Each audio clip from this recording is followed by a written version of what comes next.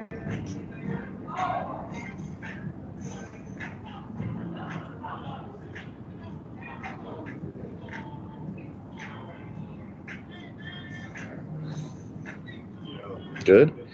All right. Welcome to the Side Action, episode 18 of season 4. My name is Jim Weglars, aka Wegs.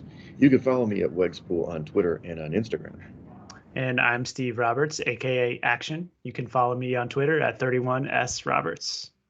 Follow the podcast at Side Action Pod on Twitter. So, Action, as you can see, I'm not in the Edgewater studio today. I'm in downtown Memphis. As you know, my friend Angela, who was my co-host for the Mix and Mingle singles, M&M singles group, is getting married tonight. So flew on down, and I'm in the Curfew Bar, which is the lobby bar of the Canopy by Hilton Hotel in downtown Memphis. And it's a nice little spot. I'm right by the AutoZone Park, which home to the Redbirds and the Memphis Football Club. The Redbirds are a baseball team. So it's nice. Cool. Nice little away game for you today. The Curfew sounds like an appropriately named bar for you in this podcast. So I'm glad that you found a little spot there. Got a nice little view of the street. Yeah. Cheers. Happy today. New Year's Eve. That's right. A little, don't want to bring us down, Action, but you may or may not have saw my post about Jeff Dickerson, who's a Chicago-based ESPN writer, and kind of like for 18 years I've been listening to AM 1000 in Chicago. Unfortunately, he lost his battle with colon cancer, which was crazy. He's only 44. Turns out that my cousin went to high school with him. So I actually visited him in hospice like this weekend. I was surprised by that because I had posted, because they raised some money for his son who's 11, because he's lost both his parents in the last 2 years because his mom died like 2 years ago from skin cancer. So anyway, it's Parker's Fund. If people want to on GoFundMe, if they want to finance it a little bit, he's gotten plenty of support. I don't know if you've checked it out, Action, but your guy Jim Irsay put in like 25 G's, and he's raised. They raised almost $700,000 for the kid right now, because obviously he doesn't have parents. So anyway, that was my little plug. But not that I knew him personally, but just kind of like the voice of the Bears and a lot of sports here in Chicago. Yeah, definitely a sad story. I too listened a lot to JD back in the day on the sports radio shows, and saw that news from Adam Schefter on Twitter. Very sad story, and it's good to see the NFL community come out and support his son. Absolutely. So drink on JD for us for the Side Action here. Yeah. So all right. Well, anyway, just I know sidetracked us a little bit here, but you had a nice weekend besides our dismal performance in the Circa Million. But did you do okay personally? Yeah. I scratched out a little profit on Sunday in the NFL despite our performance. Some props and totals helped me get to the window, and had a very enjoyable time with family down in Indianapolis, and got to see some high school friends as well. So it was a great holiday weekend, and looking forward to another one here. That's awesome. As you know, I turned the big 48, approaching 50 really quickly, Action. Didn't do watched a lot of movies, sat around. I did work this week. It's nice to actually have a day off today, although did some more calls, but still. And then looking forward to New Year's Eve. We ended up switching venues. It was all about ping pong this year. We were at Spin, but they closed operations, so now we're doing Ace Bounce, which is, I think you've been there with me. That's a really cool ping pong bar in Chicago. So that's going to be our venue for tomorrow for the New Year's Eve party. So I'm pretty excited about that. Sounds fun indeed. Yeah. Well, let's jump into the Week 16 recap, which wasn't great for us, but I'm sure somebody did well out there. As we've been talking about the last few weeks, there's been a little bit of a correction in the market, which we knew would happen. It's happening regularly now, where now it's about split down the middle. The underdogs came in at 7-9 against the spread this week. I had road dogs at 5-6.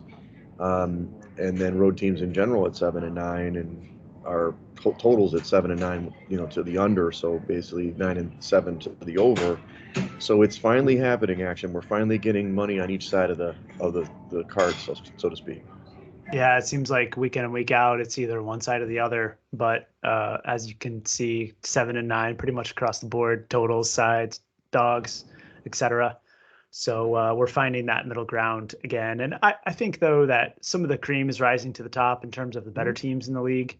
Maybe not necessarily covering their big spreads, but we did see some of the class of the league really poured on this week between the Cowboys, the Chiefs, and the Buccaneers all come to mind as covering big numbers. Yeah, drop the hammer on those teams. We did have two games again affected by the spread, so you're starting to see that play out too, where it's almost like one or two every week, which is again that 15% that I've targeted for the season. So unfortunately, that did hit us by again with Atlanta this time. But in general, if we can pick the side, then we usually come out a winner. We'll see if we can do better this week. So. Well, hey, some of the highs you kind of mentioned some of the other teams, but I put on the Bills. We had kind of differed on this last week, but the Bills came out. And the thing I noted from this action is that Coach McDermott, he was like in, as I put, FU mode. He was like, I'm going to go for it on fourth down. I'm going to cram this team. We're the better team. We're going to make these guys, even though they got stuffed one time inside the 10, they're going to keep going for fourth down. And Josh Allen was excellent in this game. They brought the blitz all the time against your guy Mac Jones, and he struggled again. So they did make a late run, the Patriots, but in the end, the Bills, were the dog, and they won outright fairly easily in this game. Yeah, it was certainly a statement win for the Bills and putting a stranglehold on the division as well. And they, we've talked about it on several occasions this year. They don't hold back in the fourth quarter, whether it's a short spread in this case or even the big spread games. They really like to pour it on. And I was going to add, you really hit the nail on the head with Josh Allen rushing yards. He had 64 rushing yards, which was a key to the victory as well. Right. I do question, we could talk about that maybe in the playoffs or maybe another week, but they do kind of not like to run the ball with the running backs short. It's always Allen, which can work, but I think against better teams, it's going to be tough. Not that the Patriots aren't a good team. They're good. But, I noted the first time when they got stuffed inside the 5, they had 4th and goal from the 1, and they decided to throw every time. Yep. They've got to find that running game to be successful in the playoffs. The next high I noted was Miami, and we've been not talking about them that much, but I know we did mid-season with Tua coming back. This is the first team in NFL history action that has lost 7 straight games, and now they've won 7 straight games. That's amazing statistics. So they're still on the verge of the playoffs at 8-7, but we'll see what happens. But are you thinking that you'd fade the Dolphins down the stretch, and mainly because, I don't know if you looked at the quarterbacks they've faced, besides Lamar Jackson, they've faced no one. Yeah, they really have lucked out in the quarterback opponent department. Going up against the Saints 4-string QB last week, Ian Book. Before that, it was the Jets and the Giants and the Panthers. No quarterback hierarchy there. And I do think it's helped them quite a bit. And, this week going up against Tennessee, certainly another team that I'm looking to fade, but I'm not sure that the Dolphins are the team to do it with. No, I agree. It's a tough one. I'm thinking more definitely the playoffs, because if they hit, the cream of the crop, then they might struggle. The last high I noted was the Bengals offense. This is a team that, look, when their offense is clicking, there's almost no better offense in the league, because they run the ball as effectively as they throw the ball. Your guy, Joe Burrow, Action was big on him in the LSU days. 525 yards passing on just 46 attempts and 4 touchdowns, 8.2 yards per play overall. That's pretty impressive. And do you think this offense is better than the Chiefs' offense? On some occasions, yeah. They definitely have more weapons, it seems like, on the outside between T. Higgins and Tyler Boyd and the rookie phenom Chase, Burrow, and the tight end Uzoma. All 4 of them are really dynamic weapons. And you add in the running back and Joe Mixon. I do think that the Bengals are more potent. Certainly on the Chiefs side, they are predominantly it's Hill or Kelsey. And the running backs don't offer a ton of dynamic playmaking ability. And so I do think the answer to that is yes. And luckily, they get to face off against each other this weekend. I do think the Chiefs' defense has a little bit more to offer than the Bengals, but I can't wait for this game on Sunday. Should be a great showdown game, but it also could be, divisional matchup if we see that in the future. So, but that'll probably win Kansas City, but we'll see how it goes. On the low side, this was one of our picks, on Washington football team. I don't know what happened to this team. They just didn't show up. Mhm. They got crushed. I mean, America's team was all over them from the jump and never looked back, scoring just a boatload of points. I mean, the game was over the first 5 minutes. Any explanation for this action? I mean, we can't follow the Washington football team at this point, right? No, I mean, it could be a buy low opportunity this week, but it was definitely over right away. I don't have an explanation for it other than they just weren't prepared, which was surprising given that it was a divisional game and a division that they still had a chance in if they had prevailed. So, um, even Gibson, who was hobbled, was out there and playing. I mean, Sure. they quickly realized that they weren't going to win the game and they pulled him, rightfully so, but they couldn't do anything on offense or on defense. And I really think that that Cowboys pass rush was the answer there. I talked about last week how the Cowboys had benefited from a lot of turnovers, and Mhm. I still think they're a little bit lucky in that regard. But you can't deny their ability to rush the passer. Heineke was under pressure throughout the game, and he just couldn't get any throws down the field. Right. I mean, I do think that sometimes it's a little bit, there is turnover luck. But in this case, at this stage of the season with Dallas, I do think it's the pressure that's leading to the turnovers.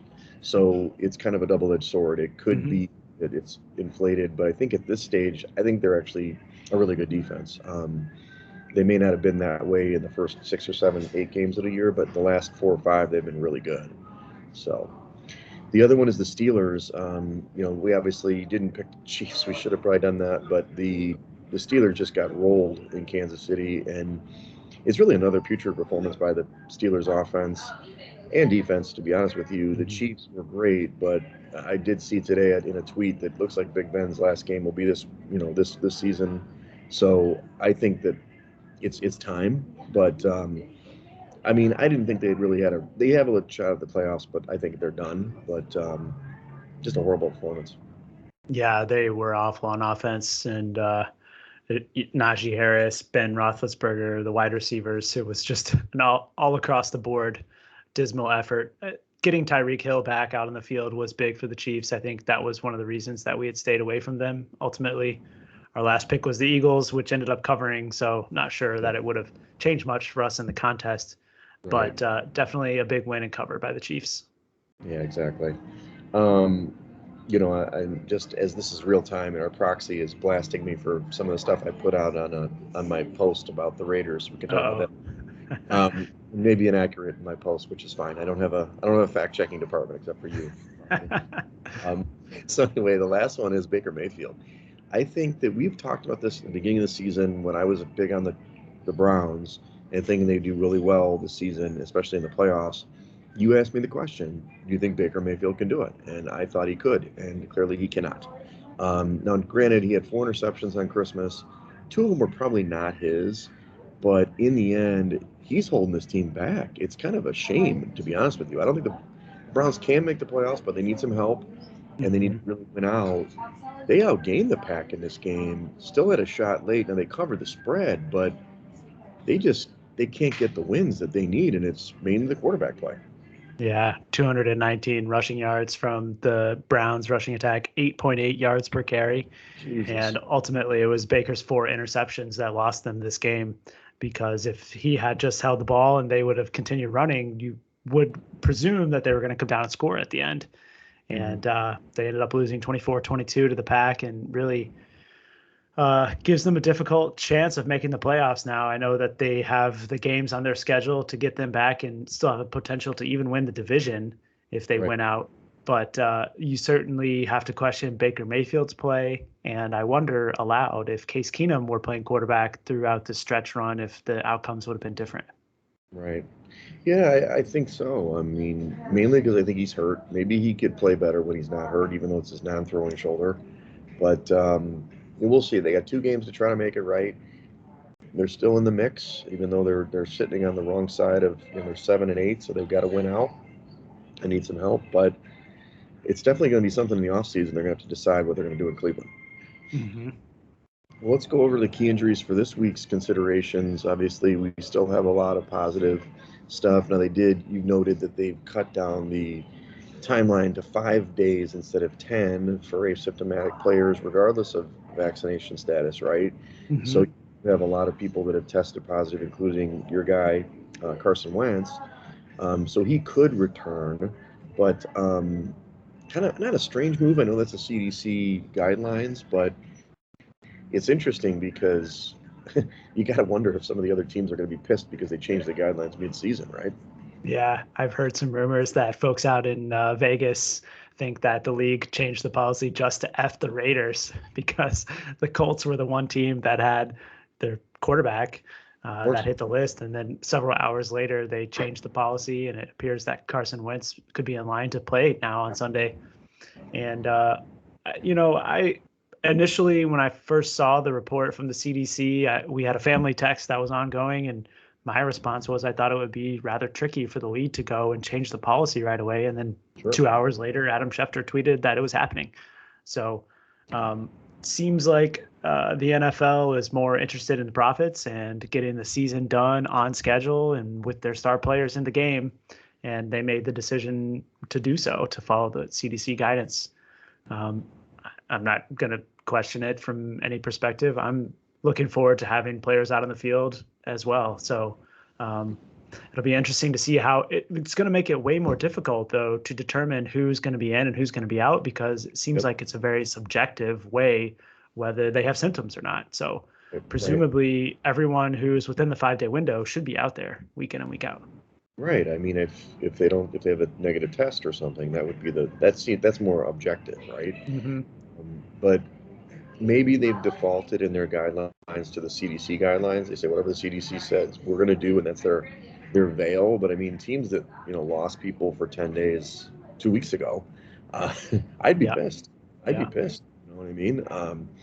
But anyway, I digress. You've noted that Taysom Hill and Trevor Siemian are back with the Saints. They're still in the mix for the playoffs, surprisingly. You've got Tyler Huntley on the list for Baltimore. They had to start Josh Johnson last week. Is that right? Yeah. Josh Johnson at the 11th hour on Saturday morning. I believe that was announced. I did see this afternoon that Tyler Huntley is now off the list, so he could be back out there depending on Lamar Jackson's status. Okay, and that's huge. I mean, Baltimore is a really fascinating case. They've fallen out of the playoffs. They've lost 3 straight, right? But this team was at the top of the league or top of the AFC for a while. So they're really just a win away, getting right back in it. I'm curious to see what's going to happen. I mean, they've got to win some division games here going down the stretch. Yep. You just mentioned Lamar Jackson, so he's limited practice. You got a video surfacing that him moping around the field. I don't know if you saw it, but it was just a clip that surfaced yesterday on Twitter, and he threw a pass, and they were moving the chains, so to speak, and he was having a really hard time just getting from the 10-yard drop up to the line of scrimmage. So I can't imagine, based on that video, that he's going to be ready to play on Sunday. Got it. You've got Ryan Kelly. He's set to return, which is huge, and then you've got Quentin Nelson as well, and Mark Lewinsky. So they're going to be back. They ended up winning the game in Arizona. We ended up staying away from the game, but they ended up winning outright at Arizona.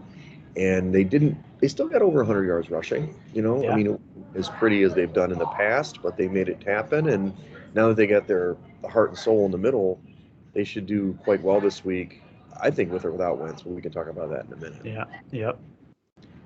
You got James Conner on here, for the Arizona. He didn't practice on Wednesday after sitting out Christmas Day. Now, I thought that Chase Edmonds looked fine, too, so that's not a drop-off. You've got Jimmy G, who, he's got this UCL thumb injury, which I'm not that familiar with that per se, but it's got to affect him gripping the football. It looks like Trey Lance is going to be starting. That's a huge move, I think, for the handicap, I'd imagine. Yeah, definitely, especially with the Niners laying such a big number. Mm-hmm. A couple more. Sam Darnold's expect to start ahead of Cam Newton this week. I mean, good God, the Panthers. I mean, it has been a carousel there. Not really sure what to say about that one. I guess we can talk about that team. Seems like they're completely done dead in the water, but maybe it'll make a difference. I'm not sure. And then Teddy Bridgewater, he'll be out again this week with a concussion. He did kind of screw us. Sorry, Teddy, we love you, but putting Drew Lock in there, that team could not score any points. They only scored when they got the ball at the 1-yard line in terms of the end zone and didn't cover against the Raiders. Sorry, Action. I talked you into that one. I think we screwed ourselves with the Drew Lock pick, though, to be honest. Lastly, Adam Thielen had ankle surgery, so he's done for the year. But Dalvin Cook will be back in there for the Vikings, which puts a little more pressure on Justin Jefferson and that passing game. So another team that's fighting for their lives to get in the playoffs. Yeah. Let's go over the power ratings here. Not a huge differences, just some flipping around. I did list the top 10 teams just so I can get a full picture of the playoff teams. You've got the Bills at 1 still, but the Cowboys, Bucks, and Cardinals are kind of in that kind of deadlock for that 3, 4, 5. They're really close. Then the Patriots, and look at the Chiefs. They're up to 6 in my index, which makes sense. They've been playing great. Your Colts at 7.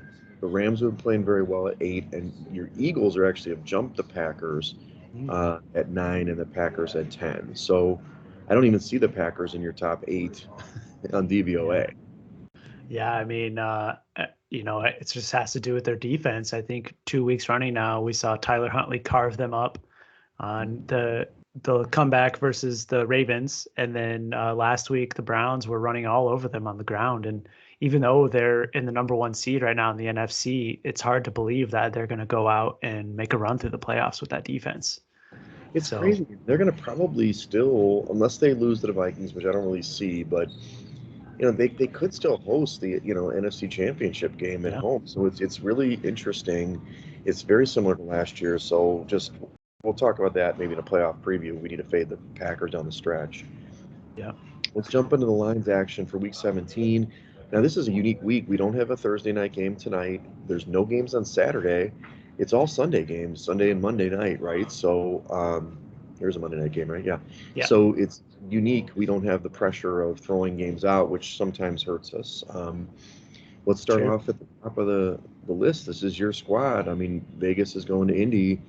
Indy opened as a 7.5-point favorite. Obviously initially 48-point total. Then the Wentz news came out. It totally flipped the other way a little bit. But now in the contest, it's back to 6.5 for the Colts at home, with about a 45 to 44.5-point total. So I'm guessing if Wentz starts, you're on board with the Colts, right? Yeah, definitely. I mean, I think that this is a hammer spot for the Colts.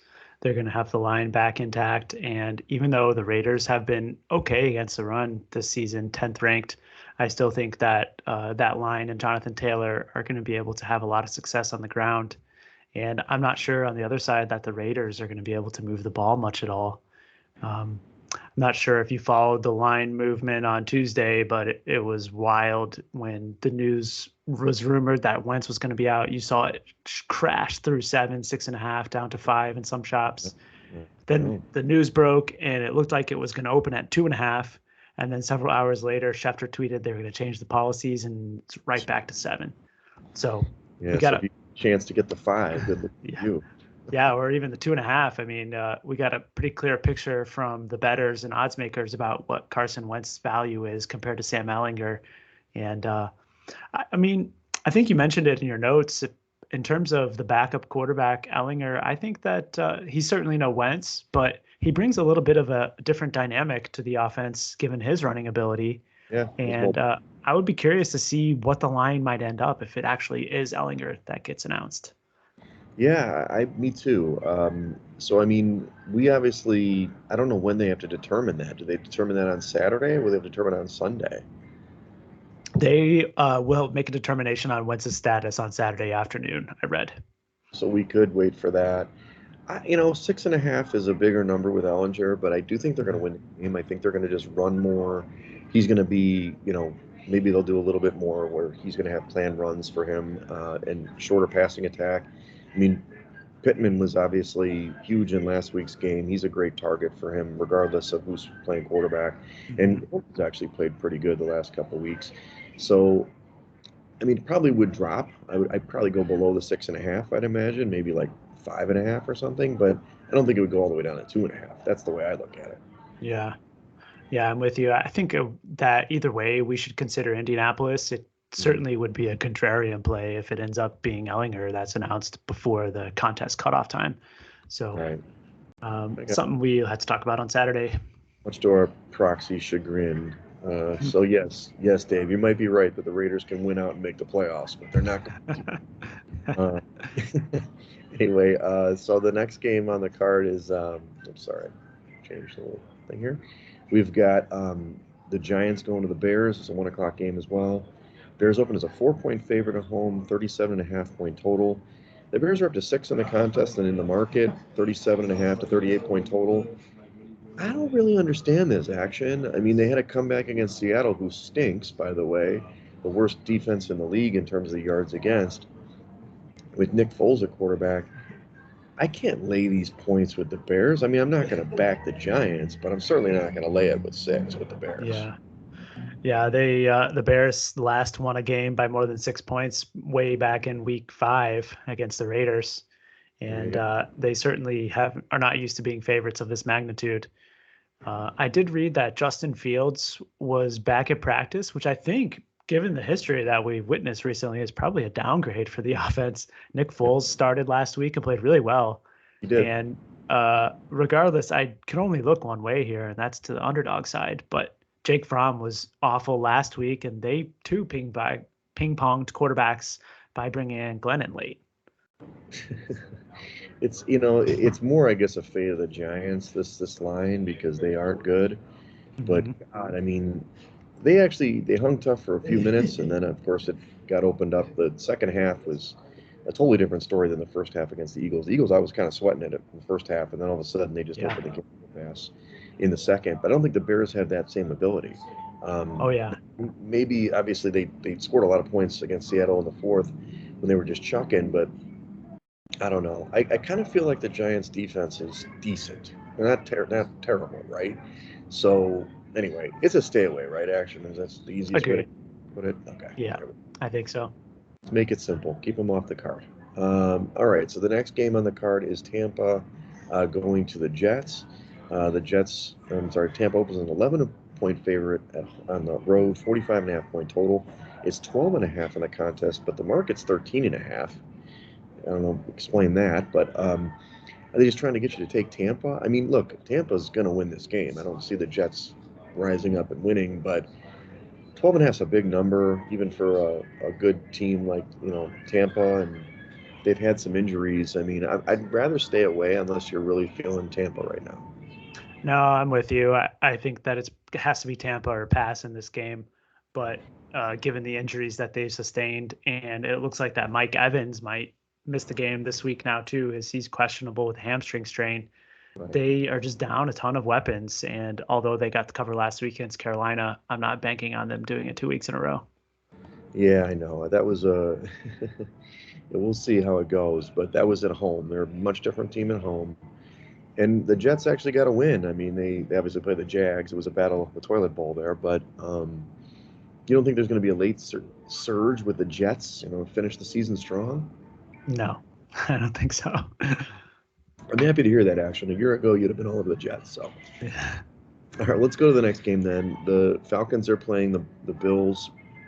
Bills open as a 13.5-point favorite at home, 44-point total. It's 14 in the contest. The market's 14.5. It's kind of one of these things. Like, Atlanta has sucked against good competition. They did beat the Lions, but we could talk about that later. I thought they got outplayed in that game, even though they won the game. I mean, I might be able to back the Bills here. 14 is a huge number, but they have been smashing crappy opponents. I don't know. What do you think?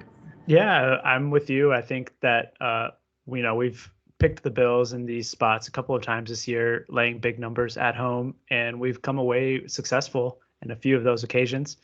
And they certainly like to pour it on late. I think that the Bills defense is going to be set up to stop the Falcons passing attack. Certainly they'll be able to key in on Kyle Pitts this week. And, the other thing is Matt Ryan and the Dome team offense going on the road to Buffalo. I don't think the weather looks good for this coming Sunday, and that is not an ideal scenario for the Atlanta passing attack. So I would certainly lean to the Bills as well. Okay. Well, let's put it as a yellow. Definitely something to consider. Just the 14, I might get a little squeamish, but Atlanta technically is still in the mix too. I mean, they are, but I find it hard. I mean, in Buffalo, the only thing I can see is a letdown spot 'cause they have the big, huge game against the Pats, but they still have to win to get the division done. So Hmm. see what happens. This one is an interesting one. Arizona going to Dallas. Dallas open as a 2.5 point favorite at home. 50 point total. It's all the way up to 6 in the contest. Dallas at home, -6 with 51 point total, 51.5 in the market. So what do you think the move is here? Why is that? Do you think that line was set earlier? I mean, I know that Arizona's struggling, and we could talk about the Cliff Kingsbury flameout that he's done for every year that he's been a coach, but it seems like a big move. Is there news that's affecting that? No, I mean, I was watching this number on Sunday afternoon, and right before kickoff Sunday Night Football, you could have had the Cowboys at 3, Hmm. and it obviously reopened after the game into Monday morning at 5.5, and now is pushing 6 here in the contest. And I think it's predominantly based on last week's performances on both sides. Right. The Cardinals, you could argue, would have been in that game if it weren't for the lack of a holder on the place kicking duties. That certainly affected Prater and resulted in several missed kicks. Yep. And then on Sunday Night Football, the Cowboys went out and just waxed the Redskins. They did. So I think that the move is presumably based on those two outcomes, which lends some value to the Cardinals. Yeah, I had that too. I'm just trying to pull up a game log here because I know that the Cardinals have been trending down. Yeah. And they've lost 3 straight games. They've played a couple of good opponents in the Rams and the Colts, but you know, I guess those were 2 home games actually. So, Yeah. but this team before the Detroit loss was a really good road team. I mean, they were 7-0 on the road, 7-0 ATS. It's a tough one, Action. I mean, you probably didn't read my article, but I am all over the Cowboys despite Mike McCarthy. Think they're going to be a Super Bowl representative. I don't think they're going to win, but I don't know. I mean, how strong do you feel about Arizona here, plus 6? I think there's some value. I do. Even despite Connor's questionable tag, you Sure. mentioned it. Chase Edmonds came back last week and had a whole slew of catches and rushing yards as well. And I'm reading that Rondale Moore, who also did not play last week, is now probable. So that'll give them another weapon in the passing game. Mhm. And I think that their road performance is going to bounce back a little bit this week after the 3 straight losses. And I really think that you're getting at least 2.5 points of value here going up to 6. And it's going to be tough to pass up on a good team. Yeah, and it's kind of as Kyler Murray goes, and I know this is a narrative that isn't part of the numerical handicap, but he's coming home, right? Isn't he a Dallas kid? At Yeah. least he's a Texas kid. I mean, playing against his team, I think he played great last year against the Cowboys, if I recall, and that might have been mid-season. So maybe let's put this one as a yellow. I know that it's kind of contrary to what the Cowboys have been doing, but it's definitely an inflated number. Yeah. I mean, it's got to be an index pick, right? Yeah. Oh, You've got it done there. Yeah. for sure. Okay, so then you've got Carolina going to New Orleans here. New Orleans open as a 7 point favorite at home, 39.5 point total. That's what you see in the contest, 38 point total. So we think that who's going to start this game? Is it going to be Trevor Siemian? Is it going to be, Taysom Hill, or does it matter? I think it matters. I've read that it's supposed to be Taysom Hill. Mm-hmm. He of little passing ability, and he had a hand injury in his own right before going on the COVID list. So I think that this number is just way too big for a Saints Yeah. offense to lay in any football game, Yep. especially when you consider how good the Carolina defense has been this season. I just don't see how you could ever get to a 7. So there's definitely value on the underdog in this game, but I'm not sure that I'm willing to put our contest on it. Yeah, probably not the contest. I mean, to your point, I have it as a 5 point, advantage for the Saints at home. And again, this is season long. They've played so poorly the last couple of weeks. It's hard for me to trust them, but Mm-hmm. I'd happily stay away on that one. Action. Okay. Here we go. Philadelphia going to Washington. Philadelphia opened as a 2.5 point favorite at home or on the road, 43.5 point total. Now it's 3.5 in the contest, 45 point total, more or less in the market, 45 and a half. Has Washington given up? they still have a glimmer of hope for the Okay. playoffs, but it's not big. And these two teams played, or did they? Yeah, they played earlier, right? Yeah, it was 2 weeks ago on that Tuesday nighter, the Yeah. COVID moved game. So that's kind of a throwout game. I just kind of feel like Washington's given up, dude. I don't. I'm not saying I'd back the Eagles 100% because I don't love 3.5, but it's certainly I would only go Eagles and pass on this one. This is tough because I think that I have seen some sharp money coming in on the Washington side so far this week. It's Okay. opened at 4, and just pulling up the bet splits. 63% of the tickets are on the Eagles, but you saw the move down to 3.5, Yeah. and it leads me to believe that there's sharp money on Washington, which I think is going to be tough to get behind, Right. definitely. So I think it's probably more of a pass too. Okay. Let's just pass. Let's make it simple for us action. Let's pick some Okay. less games to choose from in the end. And I guess I should have said that it's kind of a weird ordering here. That Arizona game and the New Orleans game are in the 4 o'clock window, but the Philly game is in the 4 o'clock window. I didn't mention Yeah, that. good call. Back to the 1 o'clock window games, you've got Kansas City going to Cincinnati. We kind of mentioned this at the top. Kansas City is a 4-point favorite in the opener, 47.5 point total. That's on the road. The Chiefs are a 5-point favorite on the road at Cincinnati, and the total's up to 49.5. I kind of only expect that number to go up on the total. It's tough one action. I think this is a Bengals, this is the thing. The Bengals have crapped the bed when they've had opportunities like this against the Chargers and stuff. But at home, getting this 5 points, it's almost an auto pick. Even though I love the Chiefs and they're playing great football right now. Yeah, I think this is a inflated number that we're seeing here just due to the Chiefs being a public team. Yep.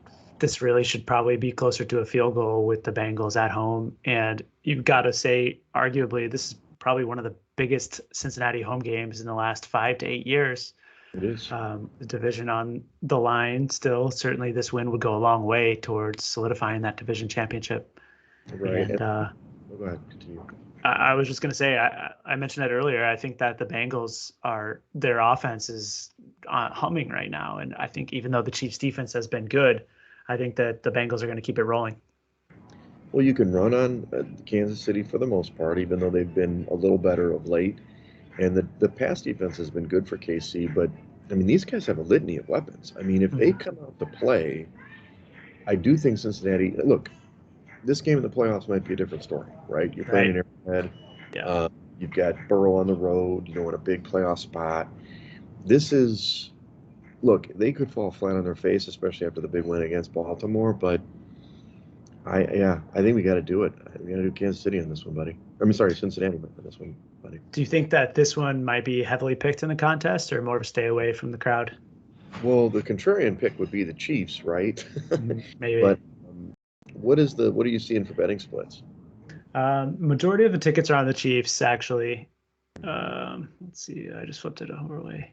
I think I saw 6. Oh no, scratch that. 53% are on the Chiefs, but only 26% of the money. So you're seeing a lot more of the big bets on the Cincinnati side. Right. I do think it probably will be heavily picked, but we can talk about this in a minute. I think we just need to get picks right. So I'm okay if we are with consensus on a few, because last week we avoided the consensus, but then we obviously got snake bit because we couldn't get any picks right. So, All right. A couple more in the 1 o'clock window. You've got Jacksonville going to New England. New England opened as a robust 15.5 point favorite at home, 42.5 point total. In the contest, it's 16.5 action. It's huge. and a 41.5 point total. I mean, unfortunately, I can't back the Pats at that number. It's just too big. I know you'd love to see a Jags outright upset here, but I mean, the number's about where I've got it, but it's different. I think the Patriots could be happy with a 10-0 win in this one if they won. Yeah, it might be too. I really like the total in this, although it's appropriately lined at like 41 now. Yeah, I mean, you definitely would not see me lining up to back the Patriots offense laying 16.5 points. I mean, they only averaged 26 on the season. So definitely a huge number for them to lay. And I definitely have no interest in Jacksonville either. So should be a pass. I like it. I'm liking this pass action. Okay, so now we've got the last 1 o'clock game is Miami and Tennessee. We kind of talked about this a little bit. Tennessee open as a 3.5 point favorite at home, 40.5 point total. They're three in the contest point favorites. It's a 40 point total. Interesting situation action. What do you believe? I do think that Vrabel's been an amazing coach. They still have to win the division, because if they take a stumble, then they could get jumped by the Colts. But Miami's played really well, despite playing crappy quarterbacks. Do you think that A.J. Brown return, who played incredible in their win last week, is a carryover to this week against this Miami secondary? Yeah, I mean, AJ Brown was awesome last week, bossing those San Francisco DBs late in the game. Yep. And I do think that this number at 3 makes it tough to side with the Miami Dolphins. It opened at 3.5, and you maybe could have gotten me to the window with the Miami ticket at that number, but at 3, I think that it's probably the value lies with Tennessee in this one. But again, it's just tough for me to back them because I have them on my fade list. So is it just a stay away then for you? I think so. I mean, do you have an inclination one way or another? I think the line's dead on. I think I have it at 3. These teams are not dead even. The Titans actually are a little bit better than the Dolphins in the metrics, which doesn't surprise me. I think their defense is playing really well. I do think that Miami's going to struggle to score in this game. It's going to be a really low-scoring game. I like the under. 40 seems like a low total, but neither of these teams like to, score a lot of points. I mean, since Henry's been out of the lineup, Tennessee doesn't play those high-scoring games. So, I guess I would just, if I had to pick a side, I'd probably take the Titans, but I don't love it. 3 is it's a perfect number. It's you're almost begging for a push on that one. All right, that sounds like a good pass too. Yeah. Okay, so we've got back to the 4 o'clock window. We've got Denver and the Chargers. Denver failed us miserably, and the Chargers, I don't know what to tell you. That was probably, I didn't put that god awful. And they really lost some tough spot, dude. I mean, they're out of it right now. They can still get back in it. But anyway, that was the Chargers lost at Houston. The Chargers opened as a 6-point favorite at home, 45.5 point total. It's 6.5 in the contest, 45 point total. The index is going to tell you to take the Broncos, but I can't do that with Drew Lock. I'm sorry. I tried to push us that way last week, but damn, he was bad. And the Chargers, who really can't cover many numbers themselves, they have to win this game now. Now it's a must-win for them. I mean, Denver's still in the mix, but so I don't know. I'm not saying to pack anybody. It's Chargers or pass for me, buddy. Yeah, I think so too. Unless for some reason we see that Bridgewater gets cleared, and then I think you could see some value on the Broncos side, because just like we talk about every week, the Chargers are going to get torched on the ground, especially if Pat Shurmur has any sense this week to play Javonte Williams more than Melvin Gordon. I don't know how that guy still has a job, but I don't know. Javonte Williams should be able to shred this Chargers defense, and even with Drew Lock in the lineup, it would give me some pause about wanting to back the Chargers because of that reason. And so I think we should pass unless we see some change in Bridgewater's status. And I'm fine with that. I think I'd rather take a bigger spread with a team we trust. I mean, it's one of those things. The Chargers last week, and we ended up not taking the Chargers, even though we talked about them as a potential pick, and they just came out and just Dudville. I mean, but your guy Davis Mills played good, and that's the lead for the next game. But okay, let's pass for now. So here we go. Houston goes to San Francisco. San Francisco is a 15-point favorite on the opener, 44.5 point total. They're down to 12.5 now at home, 44-point total. Davis Mills has played well. I don't know what the deal is. The defense has played decent. If you've got Trey Lance in the lineup, how can you lay the 12.5 with the Niners? You can't do it, right? Yeah, totally. Even with a banged up thumb Jimmy G. I don't think that you could expect that the Niners are going to cover this 12.5 points with any regularity. So Right. the value is all with the Houston Texans. I just wonder if this is the wrong week to back them after the Right. big upset win against the Chargers last week. I know. It's like you chase the Texans when they're going to play well. Yeah, I mean, I'm fine to pass on it, but certainly don't want to back the Niners. And it's a team that I mean, obviously the Titans played a good game, but they blew it too. They were they're in the playoffs still, but Mm-hmm. I'm telling you, this team could be better, And I guess it's Jimmy G or whoever. Trey Lance isn't the answer either. They're going to probably have to get another quarterback next year. Yep. Yep. All right, so then we've got Detroit going to Seattle. Seattle opened as a 9.5 point favorite at home. I don't know who opened that line. Obviously got bet down to 7 in the contest. 42-point total at the opener. Now it's 43, 42.5. I mean, Pete Carroll's done, right? I mean, I'm not saying that they can't win the game, but they certainly shouldn't be laying 7 points against anybody. I actually think Detroit, I have to look really quickly. Let's see. Detroit versus the Bears. They are like dead even in the index. I Huh. mean, look, the Bears came back and ended up winning the game outright in Seattle. I don't expect that for Detroit, but this team plays hard every week. Yeah, they certainly do. And now they're getting some of their offensive players back. Jared Goff cleared the COVID list. He'll be back. And DeAndre Swift is going to be back this week as well in the backfield. And this is another team in Seattle that has a hard time putting points on the board. They've only won by this margin 3 times this season against the Right. Houston Texans, the Jacksonville Jaguars, and then Indianapolis all the way back in week 1. So this is certainly not a team that you want to be laying a touchdown with. And given the way that the Detroit Lions have been playing hard every week this season, they're now 10-5 against the spread. I think Right. there's definitely some value with the Lions at 7. I bet this already personally, and I think I would back it in the contest also. I think we got to put a yellow on it. Detroit has been a spoiler most of the year. They middle of that year was kind of an up and down performances. I think that Campbell's building for the future. Don't look at the records because I think Detroit actually, in a way, is a better team than Seattle. Yeah. Just because there's something going on. I think it's just kind of the last days of Pete Carroll in Seattle, and certainly they can win this game, and Russell can hit Metcalf deep a couple of times. But I just like the way Detroit's just being competitive in every week. They should have Mhm. probably beat the Falcons last week.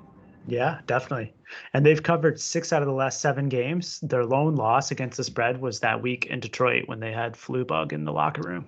Right, that was against Denver, right? Yeah, right. Yeah, Denver. Yeah. Okay. Oh, I'm sorry, I misspoke. We do have another 1 o'clock game action. This is all out of order this week. The Rams are playing Baltimore in the next matchup. The Rams open as a 2.5 point favorite on the road. 45.5 point total is the opener. And then it's 3.5 in the contest for the Rams on the road. 46.5 is the market for the total. Kind of an interesting spot here, action. It's kind of that classic Rams going from West Coast to East Coast, early time zone, as it is 1 o'clock, I'm assuming now. Um, so Lamar is not going to play. We don't know if he's going to play. I'm just reading between the tea leaves, and um, the official report says that he's questionable with an ankle. He's been absent from the previous 2 games and is up in the air if he will be active. He did get in that light practice yesterday. I haven't seen any reports from Thursday today, but I mean, I would almost full disclosure, I like the Rams in this game. And as a Rams backer, I would almost prefer to see Lamar Jackson in the lineup, Okay. given his current injury designation, than Sure. Huntley. Um, so based on that, I think I have every expectation it's going to be Tyler Huntley this week. And I think that the Rams defense is going to be able to stop him. They have the pieces to get pressure on him and keep him in the pocket. And they also have the secondary that can match up with the Baltimore wide receivers. Okay. So I like the Rams. And then on the flip side, the Ravens secondary will get a couple of pieces back that were out with COVID last week, but they just got ravaged by the Bengals last week. And with Matthew Stafford and Cooper Kupp coming in, I have expectations it's going to be more of the same on that side of the ball. Right, right. Yeah, it's tough. I don't love the number, Hmm. um, but I hear what you're saying.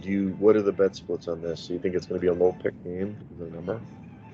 I'm not really sure in terms of contest perspective, but let's see here as I pull it up. It's 83% of the tickets on the Rams right now and 47% of the money. So Yeah, kind of that's opposite there. It looks like more of the money's coming on the Baltimore side. yeah, just because of the number, probably. I mean, I have the number at 3. It's right about the number. It's not like a major value, so it's really who's going to win the game, and I do think the Rams will probably win. I just get a little bit squeamish because you know Harbaugh's a good coach. At some point, Yeah. this team's going to play better. They played like shit. They've lost what 3 or 4 straight games. You know, are they gonna lose out the rest of the season? I don't see them doing that. But this is a tough opponent, so let's put a yellow on it. We can discuss it Okay. on Saturday. Certainly can be talked into that one. Sounds good. Okay, the two primetime games we've got Minnesota going to Green Bay.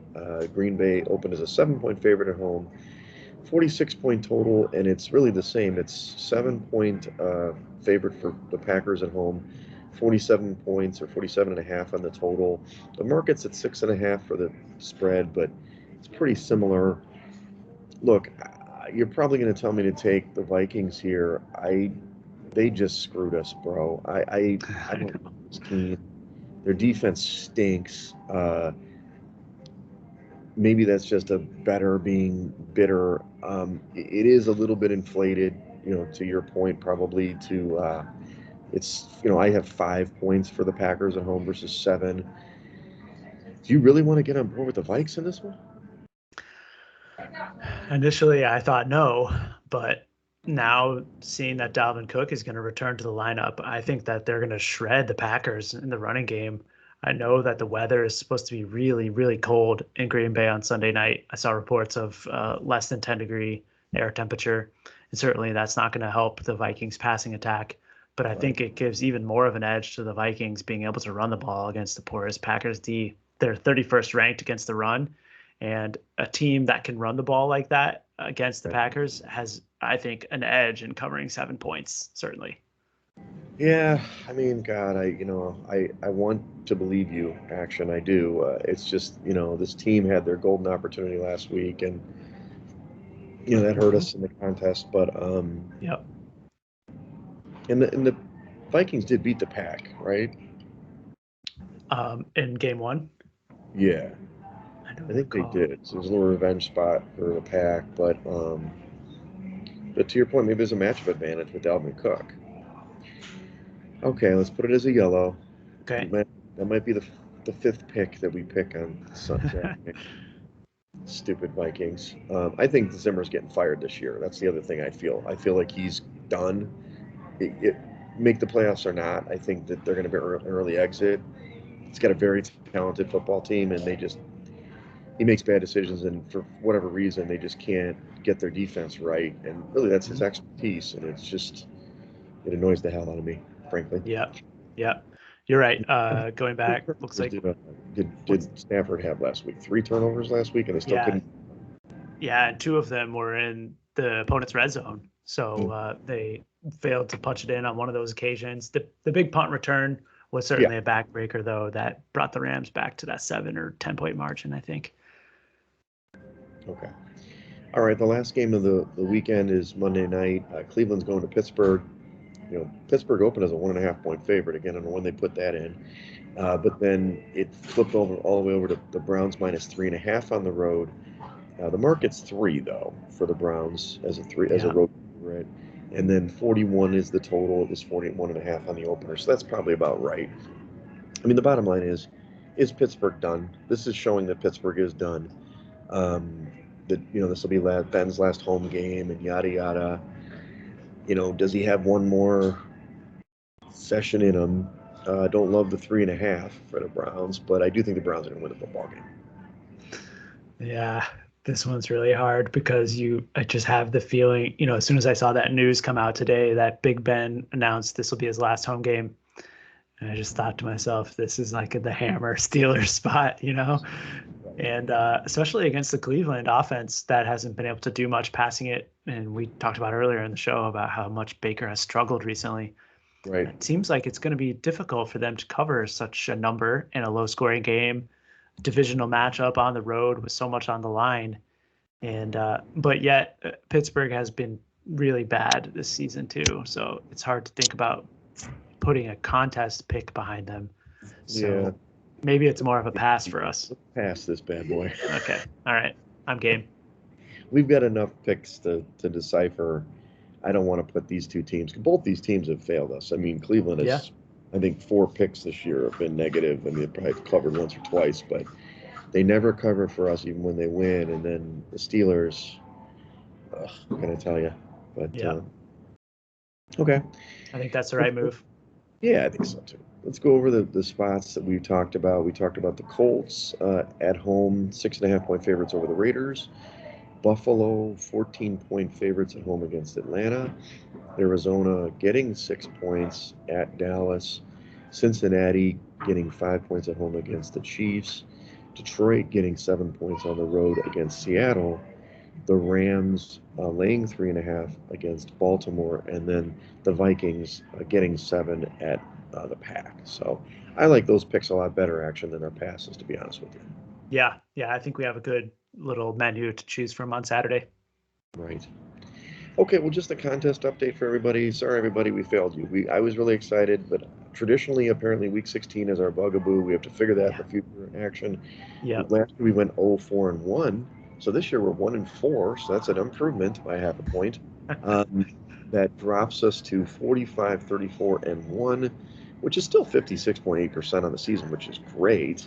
It's 703rd in the overall contest, and then 854th in the fourth quarter. If you noticed, action, the top guy only got 2 right themselves. They were 57-23. They're down to 71.25%. And then the top 50, they're 51-25-1. They went 2.5. So we didn't get crushed. They went down to 64.38%. So I do think it's a little bit of a Herculean effort, but we could do it. 901 action. Let's do it. We got 2 weeks. Let's do 901. I still think we can get in the money.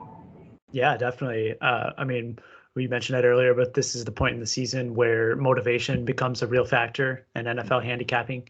Some teams have quit on the season and others have little to play for who might have locked up their seed. So there's certainly some edges to be found in these last 2 weeks of the season.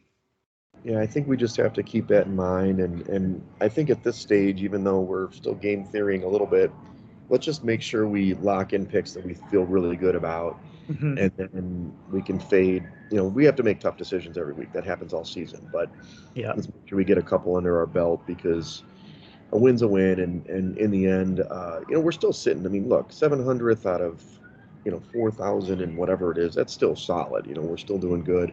Would love for us, just personally, whether we get in the money or not, to hit that 60% for the season, which would be an all-time best for us.